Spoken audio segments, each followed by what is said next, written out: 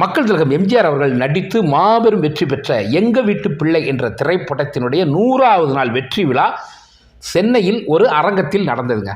அன்னைக்கு அந்த நிகழ்ச்சிக்காக நடிகர்கள், நடிகைகள், இயக்குனர்கள், தயாரிப்பார்கள் என பலரும் அந்த அரங்கு முழுக்க அமர்ந்தார்கள். மக்கள் திலகம் எம்ஜிஆர் அவர்கள் சிறிது நேரம் ஓய்வெடுக்கலாம் என்று அந்த அரங்கத்திற்கு அருகே உள்ள ஒரு அறையில் உட்கார்ந்திருக்கின்றார்கள்.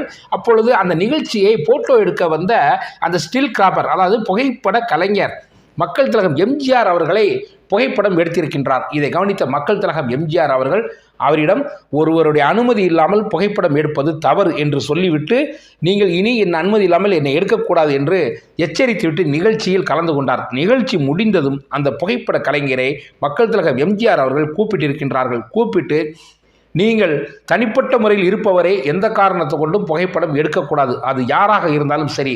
ஒருவேளை உங்களுக்கு புகைப்படம் தேவை என்றால் என்னிடம் சொல்லியிருக்க வேண்டும். நான் உங்கள் ரசனைக்கேற்ப நிச்சயமாக ஒத்துழைப்பு கொடுத்து நீங்கள் எப்படி வேண்டுமானால் எடுத்துக்கொள்ளுங்கள் என்று சொல்லியிருப்பேன். அப்படி எடுத்தால் அது உங்களுக்கும் பலன், எனக்கும் பலன். என் அனுமதி இல்லாமலோ மற்றவரின் அனுமதி இல்லாமலோ தாங்கள் எடுக்கக்கூடிய எந்த புகைப்படத்தாலும் உங்களுக்கு எந்த பலனும் இல்லை.